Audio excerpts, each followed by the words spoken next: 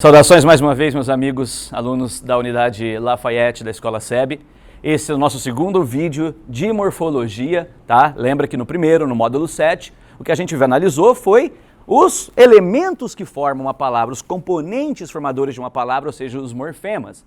Então o que a gente vai fazer agora? A gente vai pegar tudo que a gente aprendeu com esses morfemas e vai aprender a criar palavras. O nome que a gente dá para os processos de formação de palavras, módulo 8. Legal? Para começar, vamos pegar um morfema radical que a gente viu no vídeo anterior, que é o flor, e vamos partir dele. Então vamos lá, o que a gente viu no vídeo anterior? Que flor é um morfema de significado próprio, né? O que é flor? Flor é flor. Então que nome a gente dá para isso? A gente dá o nome de radical.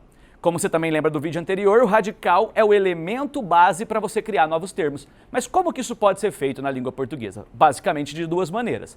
A primeira é a seguinte: você pega esse radical e modifica esse radical de alguma forma, ou acrescentando ou cortando elementos. Por exemplo, no caso de flor, você acrescenta um sufixo, ou você acrescenta um prefixo e um sufixo. Então dá uma olhada nessas duas palavras. Ó, florista tem dois morfemas, mas quantos deles são radical? Só um, beleza?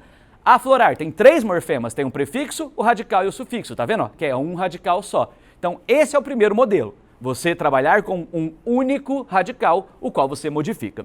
A segunda opção que a língua me dá é somar radicais. Olha que interessante, então você pode pegar duas palavras com existência própria, duas palavras base e somar, ou três, ou quatro. Então você pega flor, pega cultura e cria floricultura, adicionando uma vogal de ligação ali, ó, para facilitar a pronúncia. Ou você pega couve e flor e cria couve-flor. Observe que nesses casos nós não estamos utilizando apenas um radical, mas uma soma deles. Então vamos ver de novo? Eu posso modificar um radical e a isso nós vamos dar o nome de derivação. Então a palavra derivada é a que parte de um único radical. Se eu somo radicais, eu tenho a composição. O que significa isso? Que tenha dois ou mais radicais ali envolvidos. Tranquilo? Volta para mim.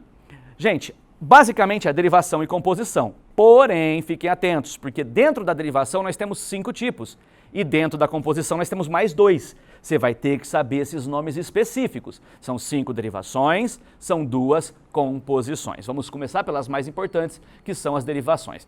E quais são os 2 processos de derivação mais cobrados em vestibular? Porque são os mais frutíferos da língua. Prefixação, ou derivação prefixal, e sufixação, ou derivação sufixal. Esses são os de mais fácil reconhecimento. Vamos para o slide? Dá uma olhadinha aí, ó. Então, se eu vou modificar só um radical, eu tenho derivação. A prefixação ou derivação prefixal consiste em adicionar um elemento antes do radical. Então você tem o adjetivo leal e com a adição do prefixo des, você cria um elemento de sentido contrário. Tranquilo? Nós temos também a sufixação ou derivação sufixal, que significa que você vai adicionar um elemento depois do radical. Observe que o de leal posso, por exemplo, criar lealdade. Amigos, pode ser que o vestibular queira saber de você o tipo de modificação que o prefixo e o sufixo imprimem à palavra.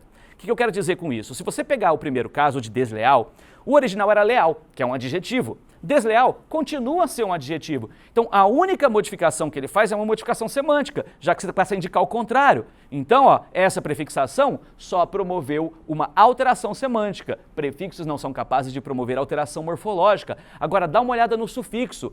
Leal é adjetivo, lealdade vira substantivo. Então, além de uma mudança semântica natural, você também tem aí uma mudança morfológica. O adjetivo foi transformado em substantivo. Beleza? Chama atenção para o slide para a gente observar alguns detalhezinhos que eu acho que são interessantes. Vamos para o slide? Dá uma olhadinha, ó. Às vezes é possível que o cara exija de você reconhecer que diferentes prefixos ou diferentes sufixos podem ter o mesmo valor.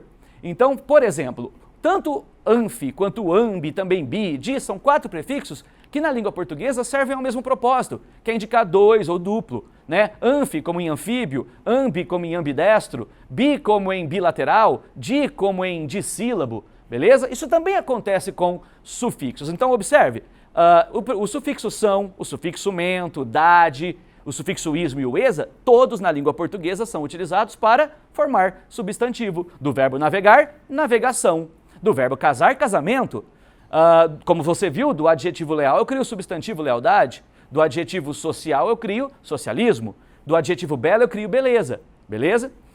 Amigos, isso também acontece no sentido oposto. O que seria isso? Ao invés de pedir que você detecte diferentes afixos com um único valor, eles podem pedir que você detecte um único afixo que tem diferentes valores. Por exemplo, o prefixo i, ele pode indicar tanto um movimento para dentro, como em imigrante ou em imergir, como também pode indicar negação, como ilegal ou irreal. Beleza? Fique atento a um dos sufixos mais cobrados em vestibular, que é o sufixo inho, que em seu sentido denotativo indica diminuição. É óbvio, ele é um diminutivo, um carrinho é um carro pequeno. Mas, muitas vezes os vestibulares querem que você perceba usos não literais do sufixo inho, como por exemplo para indicar desprezo. Nossa, que roupinha é essa? Nossa, que carrinho feio. Ou para indicar afeto. Vem cá, meu filhinho, dá um abraço na mamãe. Ou ainda para indicar, olha que coisa de maluco, intensidade. Quer dizer, você bota um diminutivo para indicar intensidade. Mas como assim, professor? Então pensa, se eu falo que o gramado estava verdinho, eu quero dizer que ele estava muito verde. Se eu digo que vai ser rapidinho, eu quero dizer que isso aí será muito rápido. Então é muito louco você pensar que um sufixo que teoricamente indicaria diminuição pode intensificar um elemento. Beleza? Volta para mim. Amigos, o que você percebeu? Prefixo e sufixo, o foco da sua atenção deve estar aí.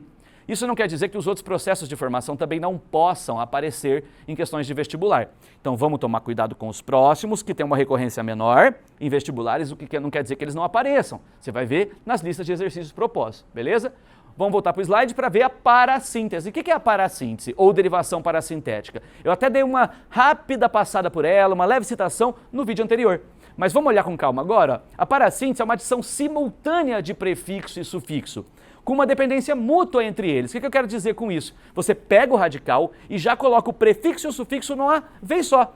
Nesse momento que você faz isso, o que acontece? O prefixo e o sufixo passam a depender um do outro. Então você tem, por exemplo, o adjetivo pobre. Cria um verbo para mim que significa ficar pobre. Você já pensou aí, ó, empobrecer. Então o que aconteceu? Olha para mim, o em e o ser foram adicionados ao mesmo tempo. Como é que você consegue provar isso? Tenta tirar um deles. Tira o em. Não existe o verbo pobrecer. Tira o ser. Não existe o adjetivo impobre. Então você repara que o prefixo e o sufixo não trabalham separadamente. Isso é a prova de que se trata de uma parassíntese. Mas volta para o slide para a gente testar mais um pouquinho disso, beleza? Deslealdade, somando dois processos que nós vimos agora há pouco. Amigos, isso não pode ser chamado de parassíntese. Por quê? Porque o prefixo e o sufixo são capazes de trabalhar sozinhos. Existe só desleal, existe só lealdade. Então não chame deslealdade de parassíntese. Em contrapartida, apodrecer sim, é um caso de parassíntese. Por quê? Porque não existe só o adjetivo apodre, tampouco existe apenas o verbo podrecer. De podre você vai direto para apodrecer, num processo único, né? Podre, cria para mim um verbo que significa ficar podre. Você vai para apodrecer, então o prefixo e o sufixo entram juntos. Isso sim é um caso de parassíntese. Tranquilo? Vamos lá, maravilha. Amigos, o próximo é sempre o mais complicado, leia com calma sobre ele também na teoria, tá? Se num primeiro momento assim não ficar tão claro, não tem problema. Porque ele cai menos, e dois, porque realmente ele é um pouco mais complexo do que os outros, mas não tem problema, você vai compreender o fenômeno. Só que a gente vai ter que ter bastante calma, bastante paciência para entender isso. Vamos para o slide para observar a derivação regressiva. O que é isso? Vamos ler devagar essa pequena explicação aí embaixo para ver se a gente consegue entender? Vamos ver, ó. A queda do R final de um verbo gera um substantivo abstrato que significa o ato de. Parece absurdo, mas é exatamente isso. Então, fica comigo. Você vai pegar um verbo que não está conjugado, beleza? Qualquer que seja. Ele tem um R no final se ele não está conjugado. Se, ao eliminar esse R final ali do verbo, você gerar um substantivo abstrato que significa o ato de, significa que você está numa derivação regressiva. Professor, não entendi. Vai lá no slide, dá uma olhadinha, ó. Combater é um verbo. O que acontece se eu riscar esse R final? O que aparece? Surge o substantivo, o combate. O combate é o ato de combater, e todo ato é abstrato.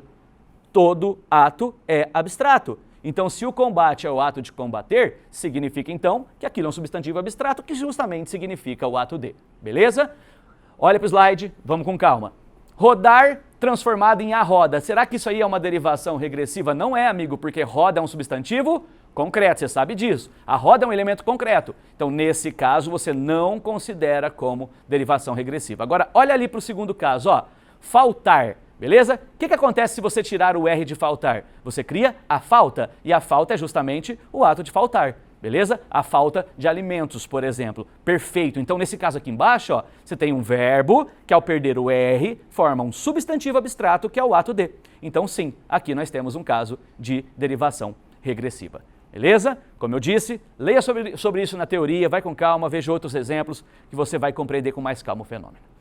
Para o próximo, uma dica importante, ó, você vai compreender, mas a gente vai ter que falar mais dele. É um dos elementos mais importantes da própria análise morfológica, que é a chamada derivação imprópria. A derivação imprópria volta com força no módulo 15, para a gente poder comentar isso aí mais devagar e com mais calma. Mas vamos lá no slide, vamos dar uma olhadinha. Ó, derivação imprópria seria o quê? Ó? A alteração na classe gramatical sem alteração na forma da palavra. Acho que eu preciso falar mais uma vez com vocês, preste atenção. Se a palavra mudar de forma, você não chama de derivação imprópria. Como assim? Vamos lá atrás, a gente viu agora há pouco. Leal é um adjetivo. Se eu colocar o dade, a palavra muda de classe, porque ela vira substantivo. Mas isso não é derivação imprópria. Por quê? Porque eu mudei a forma da palavra. Só posso chamar de derivação imprópria quando você mudar a classe gramatical sem mexer no formato da palavra. Então vamos olhar, beleza? Jogar bonito exige do atleta um saber intuitivo. Se eu perguntasse para você qual é a classe gramatical de bonito e de saber, você pode ir ao dicionário. E aí lá vai estar que bonito é um adjetivo, que saber é um verbo, eu sei, tu sabes, ele sabe. Mas toda palavra deve ser analisada em um contexto. Por isso que nesse caso específico eu optei por colocar um contexto, beleza? Olha lá, bonito nesse caso, o que ele está fazendo? Ó, ele está indicando um modo de jogar. Então o que você tem que perceber? Ele está modificando um verbo e indicando um modo. Quem faz isso não é adjetivo, gente. Quem faz isso é advérbio de modo. Agora, olha aqui o saber, né? Observe como ele é acompanhado pelo artigo indefinido 1. E você aprendeu desde o fundamental que quando o artigo acompanha um termo, esse termo é sempre classificado como um substantivo. Então, nesses dois casos, houve mudança na classe da palavra, mas a palavra não mudou de forma. Beleza? Repito para vocês, como já está indicado ali no módulo 15, muito mais detalhes a respeito desse caso específico, que é um caso de extrema relevância. Para fechar, meus amigos, o que ficou faltando? Nós vimos as 5 derivações. Então agora é hora de falar das 2 composições. Aqui é tranquilo. Compor é juntar palavras. Lembrou disso? O que você vai ter que olhar? Se as palavras que você usou sofreram alteração ou não. Acabou. Se você juntar 2 palavras e elas não sofrerem alteração, o processo é 1. Se você juntar palavras, mas alguma delas pelo menos for modificada, o processo é outro. Vamos ver isso? Então vamos lá, ó. Soma de radicais, que pode ser por justaposição, esse é o nome, sem alteração das palavras formadoras. Eu pego passa e tempo e crio passatempo, sem mexer nelas. Sexta e feira, sem mexer nelas. Então, nesses casos, nós temos uma justaposição. Agora, se você precisar alterar pelo menos uma das 2 formadoras, então nesse caso que você tem uma aglutinação, beleza? Por exemplo, aguardente vem de água mais ardente, só que o água, por exemplo, ali, perdeu o A. Professor, e se eu quiser dizer que na verdade foi o ardente que perdeu o primeiro A? Tudo bem. De qualquer forma, alguém sofreu alteração. Isso significa que você está diante de uma aglutinação. Planalto vem de plano alto, mas a palavra plano perde o O que significa que também sofreu uma alteração. Se uma das originais pelo menos sofre alteração, então você está diante de uma aglutinação. Beleza? Repassando aqui comigo, amigos. Prefixação, sufixação, derivação parasintética, derivação regressiva e derivação imprópria. Além disso, composição por justaposição e composição por aglutinação. Esses são os 7 processos. Aí você vai me perguntar, professor, cadê o neologismo? Muito cuidado, que esse é um erro que muita gente comete. Neologismo não é um processo de formação de palavras, ele é um resultado. Você forma palavras com um desses 7 processos. Agora, se você pegando um radical e colocando um sufixo, se aparecer uma palavra que não existe no idioma, então qual foi o resultado disso? É um neologismo. Mas você percebeu? O processo de formação é sufixação, o resultado é um neologismo. Se eu pegar 2 palavras que existem e juntar, beleza? Uma do lado da outra, isso é uma composição, mas isso é a hora que eu crio isso, a hora que eu faço isso, eu crio uma palavra que não está no idioma. Beleza, um neologismo, mas espera, o processo foi composição, o resultado, uma palavra que não estava no idioma, então o resultado é um neologismo. Entendeu isso? Beleza, eu acho que agora a gente pode fechar fazendo os exercícios aí sobre o assunto. Vamos começar com um bem tranquilo aí, ó, da Unesp 2019, beleza? Em que ele simplesmente pede que você identifique valores de prefixos. Expressam a ideia de repetição e ideia de negação, respectivamente, os prefixos das palavras. Ou seja, amigos, ele quer que você reconheça nessa ordem um prefixo que indica repetição e um prefixo que indica negação. Letra A, relativamente. Professor, o prefixo re é usado para indicar repetição? Sim, gente, mas não existe a palavra lativamente. Então nessa palavra você nem tem um prefixo, concorda? Vai para de baixo. O prefixo in, de insatisfeito, indica negação, mas não é na ordem que eu quero. Lembra que a Unesp quer primeiro um que indica repetição, e só depois alguém que indica a negação. Então esquece essa. Vamos para C, retornou. Ah, tornou de novo? Eu até posso acreditar nisso. Mas o de difundidas, obviamente, não significa não, né? Difundidas são as não fundidas? Obviamente que esse de não é um prefixo de negação. Então vai para reformular. Formular novamente. Opa, ó a repetição aí. Involuntariamente, quer dizer que não foi feito voluntariamente. Achamos, amigos? O re de reformular indica repetição, o in de involuntariamente indica uma negação. Resposta, letra D, beleza? Mais uma, para a gente fechar o nosso trabalho. Essa bem tranquila, até surpreso com ela quando caiu, porque a Unifesp costuma cobrar com grau de complexidade um pouco maior. Essa acho que era bem tranquilo, tá? O processo de formação de palavras verificado em estrutural também está presente em... Gente, tranquilo, né? O que é estrutural? Relativo à estrutura. Então você tem, ó, estrutura, que é um substantivo, e ao qual você adiciona o sufixo al, que vai formar um adjetivo, beleza?